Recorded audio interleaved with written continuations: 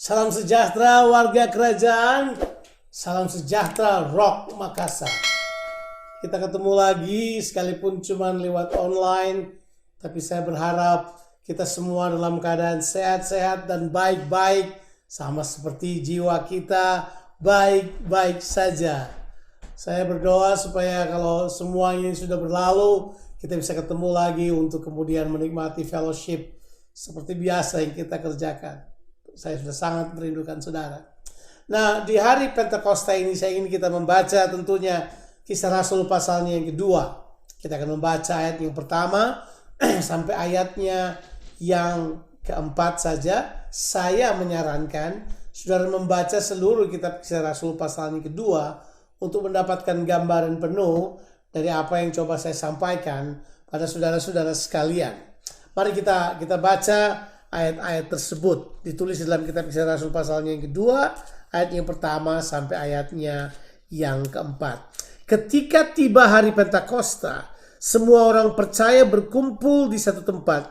Tiba-tiba turunlah dari langit suatu bunyi seperti tiupan angin keras yang memenuhi seluruh rumah di mana mereka duduk. Dan tampaklah kepada mereka lidah-lidah seperti nyala api yang bertebaran dan hinggap pada mereka masing-masing. Maka penuhlah mereka dengan Roh Kudus. Lalu mereka mulai berkata-kata dalam bahasa-bahasa lain seperti yang diberikan oleh Roh itu kepada mereka untuk mengatakannya. Pembacaan firman Tuhan yang luar biasa tentunya. Nah, kita akan membahas tentang hari Pentakosta ini.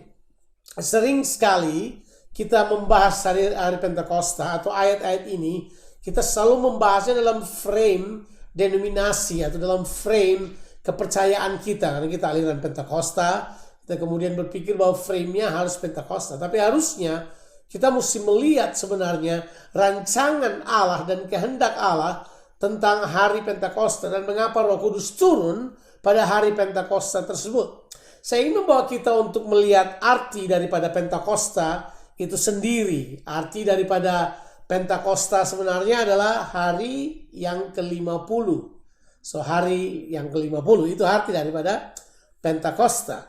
Tetapi makna Alkitabiah tentang Pentakosta ini yang perlu kita temukan. Sebab bukan kebetulan Roh Kudus turun pada hari Pentakosta tersebut. Mari kita lihat beberapa makna tentang hari Pentakosta ini. Yang pertama adalah hari Pentakosta ini menurut Imamat pasalnya yang ke-23, kalau sudah baca Imamat 23 tersebut, sudah akan menemukan ada yang disebut dengan hari raya 7 minggu itu. Hari raya dalam bahasa Inggrisnya The Festival of Weeks. Itu adalah mereka merayakan hari 7 minggu berturut-turut setelah Paskah. Mereka kemudian akan merayakan 7 minggu kemudian yang disebut dengan hari penuaian, di mana pada saat itulah bangsa Israel akan memberikan buah sulung mereka. Mereka akan memberikan apa yang menjadi kewajiban mereka untuk Tuhan. Nah, akan tetapi kita perlu mengerti bahwa arti dari hal tersebut adalah itu terjadi setelah, nah ini juga perhatikan baik-baik, itu terjadi setelah 50 hari setelah Paskah. Itu kita kembali pada saat bangsa Israel ada di Mesir. Mereka pada waktu itu belumlah suatu bangsa. Mereka adalah kelompok orang keturunan Yakub yang setelah 400 tahun ada di bawah perbudakan di tanah Mesir. Mereka kemudian oleh mujizat Allah setelah 10 tulah yang Tuhan kerjakan atas bangsa Mesir. Tulah yang ke-10 adalah matinya anak-anak sulung dari orang Mesir, baik itu manusia ataupun hewan. Kemudian yang terjadilah peristiwa yang namanya Passover, yang kita kenal dengan istilah Paskah dalam terjemahan Indonesia.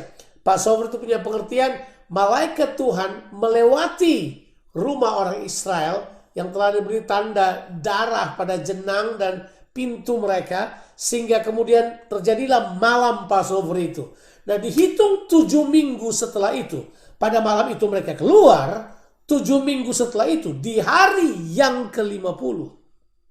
7 minggu itu 49 hari. Hari yang ke-50.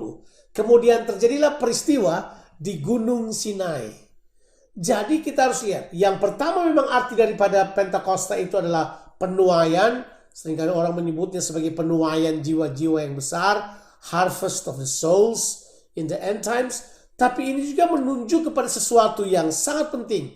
Sebab 50 hari setelah Passover itu terjadi peristiwa di atas Gunung Sinai, di mana pada waktu itulah Musa menerima hukum dari Tuhan.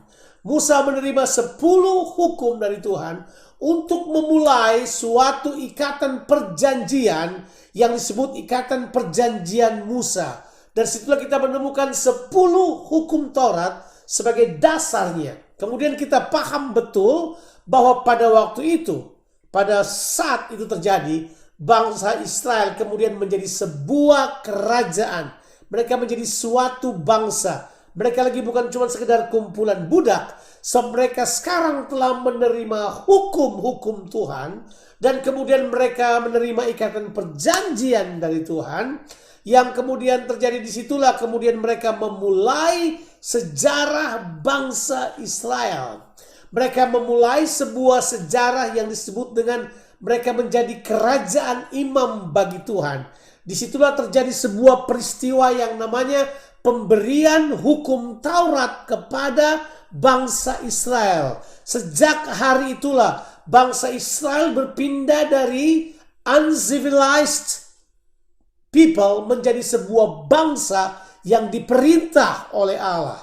Tujuan hukum Taurat diberikan tentunya bukanlah hanya untuk orang Israel, tapi orang Israel menjadi penerima pertama, menjadi contoh, kemudian akan menjadi berkat, akan menjadi kesaksian bagi bangsa-bangsa lain yang ada di sekitarnya. Jadi sebenarnya ini yang luar biasa. Pentakosta bercerita tentang hari orang Israel merayakan pemberian hukum Taurat, pemberian hukum-hukum Tuhan atas sekelompok bangsa budak yang berubah menjadi sebuah kerajaan imam, yang berubah menjadi sebuah bangsa yang kudus di hadapan Tuhan. Jadi sebenarnya kalau kita merayakan Pentakosta itu merayakan pemberian hukum-hukum Tuhan. Ya, kita kemudian sudah melihat hal tersebut sebagai hal yang penting. Apakah ini kebetulan di hari yang ke-50? Ternyata tidak kebetulan. Sebab setelah waktu berlalu, ketika bangsa Israel gagal. Sebab syarat ikatan perjanjian adalah kalau kamu mendengar suaraku dan memegang ketetapanku. Jadi mereka tidak buat itu. Mereka menolak mendengarkan suara Tuhan. Begitu Musa turun dari atas gunung, mereka langsung melanggar hukum yang pertama. Janganlah ada ilah lain padamu. Mereka langsung menyembah lembu emas. Sehingga Musa murka, kemudian memukul semuanya. Kemudian terjadilah apa yang kita kenal sekarang keimamatan Lewi yang kita kenal sampai pada akhir perjanjian yang lama. Tapi saya mau katakan ini pada saudara, bahwa hal yang terpenting di sini, ketika waktu berlalu terus sampai pada zaman para nabi, 3 nabi besar secara implisit ataupun secara eksplisit memberitahukan kepada kita bahwa Tuhan punya perjanjian yang baru kepada bangsa Israel. Dan perjanjian yang baru ini adalah untuk menggenapkan apa yang kurang dari perjanjian yang ada. Perjanjian lama, hukum Taurat yang diberikan pada Musa. Perjanjian yang baru ini adalah Tuhan mau menaruh Tauratnya di dalam batin manusia. Jadi Tuhan punya rencana dari awal, tetap di perjanjian lama, tapi telah menubuatkan apa yang terjadi di perjanjian baru, bahwa Tuhan mau menaruh rohnya atau rohnya dalam diri manusia. Dan itulah yang dimaksud Tuhan menaruh hukum-hukumnya. Dia mau menaruh hukum Taurat di dalam diri manusia. Nah, tentu sudah bisa membacanya dalam kitab Yesaya. Sudah bisa lihat Yesaya 30 ayat yang ke-21. Sudah bisa melihat Yesaya 60 ke atas. Sudah juga bisa melihat di dalam kitab Yehezkiel 36 ayatnya ke-26. Yehezkiel pasal 11 ayat ke-19 itu sama. Tapi juga saudara, yang kita pengen baca adalah yang tertulis dalam kitab Yeremia. Yeremia pasalnya yang ke-31 ayat 31 sampai ayatnya yang ke-34. Saya mau kita bacakan ayat-ayat tersebut. Sebab ini, kalau sudah baca perikopnya, ini adalah perjanjian baru. Jadi yang kita tahu perjanjian baru dimulai dari Injil Matius, itu sebenarnya telah dinubuatkan kurang lebih 600 sampai 700 tahun sebelumnya oleh Nabi Yehezkiel. Setelah menubuatkan hal ini sebelumnya, dia telah melihat sebelumnya bahwa, dan konteks Nabi Yeremia, dia telah melihat sebelumnya bahwa Tuhan mau melakukan sebuah perjanjian baru.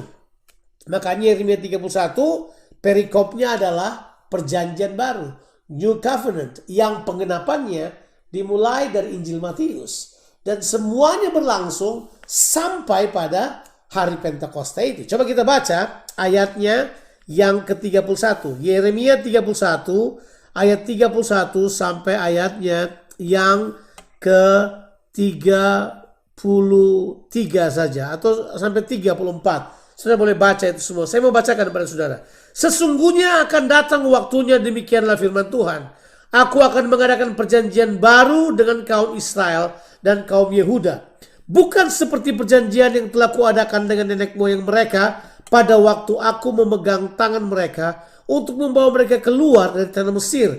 Perjanjianku itu telah mereka ingkari, meskipun aku menjadi Tuhan yang berkuasa atas mereka. Demikianlah firman Tuhan. Tetapi beginilah perjanjian yang akan kuadakan dengan kaum Israel sesudah waktu itu. Artinya perjanjian baru yang dia maksudkan sesudah waktu itu. Demikianlah firman Tuhan.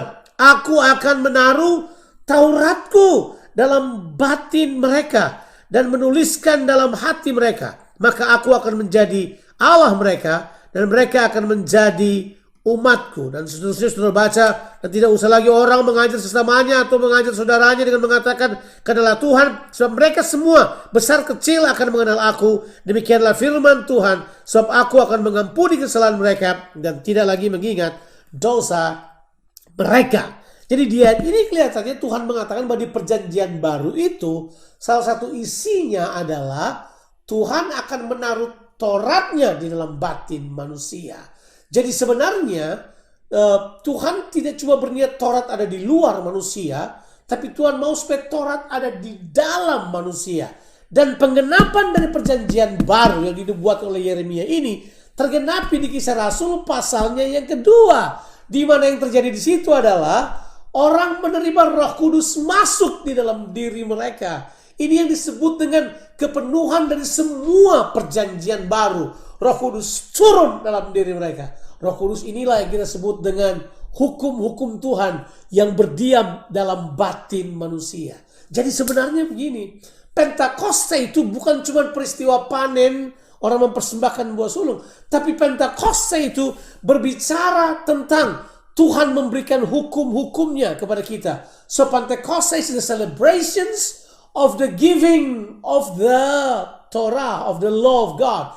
Ini adalah perayaan waktu Tuhan memberikan hukum-hukumnya bagi bangsa Israel. Yang tujuannya adalah bagi semua manusia atau semua bangsa di muka bumi ini. Kebetulankah hal tersebut? Tidak.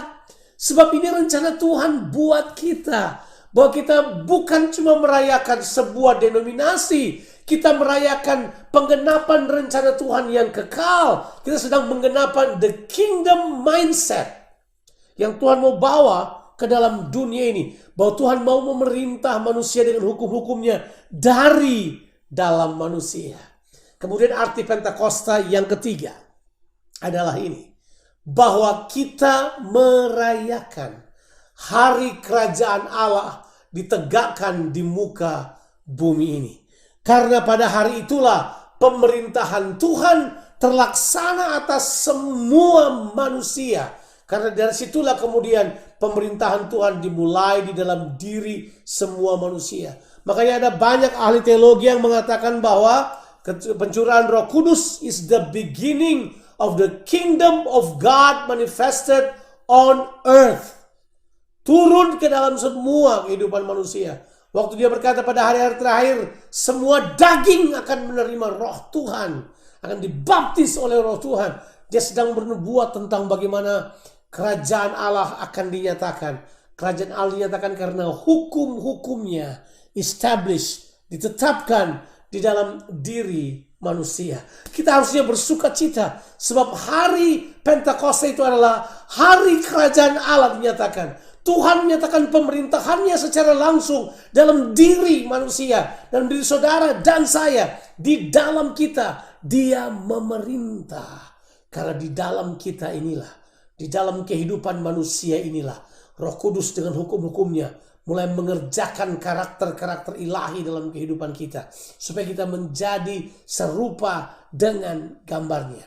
Nah, benar kata kita, saatnya kita bersuka cita. Bukankah pemazmur berkata, "The Lord reigns, let the earth rejoice." Dikatakan Tuhan memerintah, hendaklah seluruh bumi bersuka cita. Haleluya. Pemerintahan Tuhan dinyatakan dengan masuknya Roh Kudus dalam diri manusia.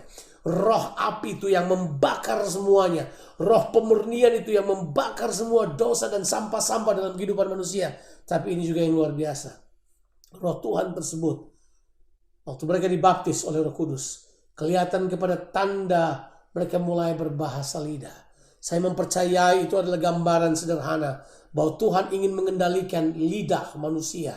Sebab manusia tidak bisa mengendalikan lidahnya. Tapi ditandai dengan roh itu, Roh Kudus turun, Dia mau menguasai lidah manusia.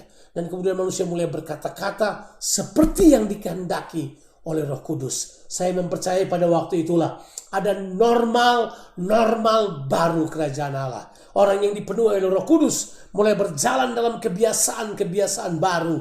Mereka berjalan atas kebiasaan-kebiasaan kerajaan Allah.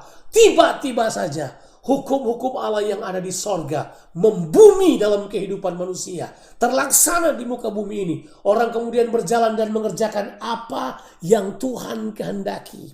Saya mempercayai bahwa waktu kerajaan Allah dinyatakan, waktu Roh Kudus turun, kerajaan Allah establish di muka bumi ini. Semua orang kemudian ditulis oleh kitab Yeremia. Orang tidak perlu mengajar lagi engkau karena ada pengajaran yang dari dalam. Itu bukan berarti kita tidak bisa diajar lagi. Tapi semua orang sekarang dapat mempertimbangkannya dari apa yang Roh Kudus katakan kepadanya. Semua orang sekarang dapat punya kesadaran yang baru. Semua orang sekarang dapat berhubungan langsung dengan Tuhan. Semua orang sekarang bisa dituntun oleh Roh Kudus. Semua orang sekarang dapat bergerak bersama-sama dengan Roh Kudus. Jadi kita jangan membatasi Pentakosta hanya dalam frame sebuah denominasi. Kita sudah lewat denominasi. Sebagai orang-orang yang mengerti di dalam pergerakan rock, kita mengerti bahwa we are post-denominationalism. Kita tidak lagi tunduk kepada cuma sekedar pada sebuah denominasi. Kita sedang bergerak pada pergerakan Allah akhir zaman. Pergerakan di mana Tuhan sedang menetapkan kerajaannya di atas muka bumi ini. Atas kehidupan saudara dan saya. Semua manifestasi bisa terjadi.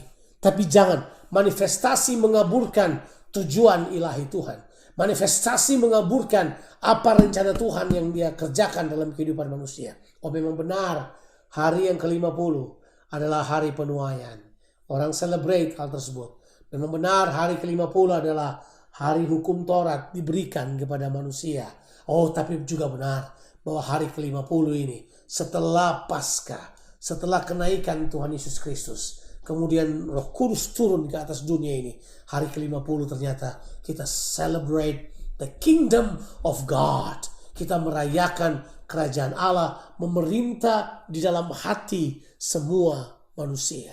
Sekarang saudara, saya mau katakan pada saudara, penuhlah dengan Roh Kudus. Kalau saudara mau hidup dalam perjanjian baru, saudara mau hidup dalam kerajaan Allah, saudara mau hidup dalam pemerintahan Allah, saudara harus penuh dengan Roh Kudus. Bukan penuh dengan Roh Kudus dalam frame, dalam bingkai denominasi, tapi penuhlah dengan Roh Kudus seperti apa yang Tuhan minta kepada kita sesuai dengan Alkitab. Dimulai dari hukum-hukum Tuhan di dalam kehidupan kita. Hukum-hukum Tuhan tinggal di dalam kita, memanifestasikannya dari dalam keluar. Kita kemudian mulai hidup dalam hukum-hukum Tuhan karena Dia ada di dalam kita. Kita memanifestasikan karakter Tuhan, kita memanifestasikan hukum-hukum Tuhan dari dalam kehidupan kita. Ada terobosan-terobosan yang ajaib bakal terjadi dalam kehidupan saudara. Jangan lupa 3 hal ini tentang Pentakosta. Yang pertama, dia memang masa penuaian. Tapi yang kedua, dia adalah kita celebrate pemberian. Kita merayakan pemberian hukum Taurat.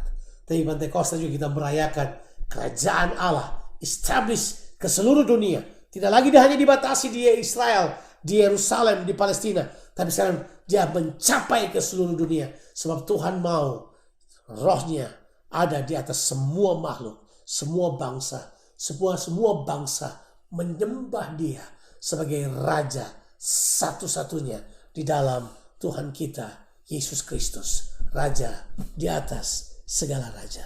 Mari celebrate Pentakosta. Mari kita rayakan Pentakosta dengan kepenuhan Roh Kudus dalam kehidupan kita.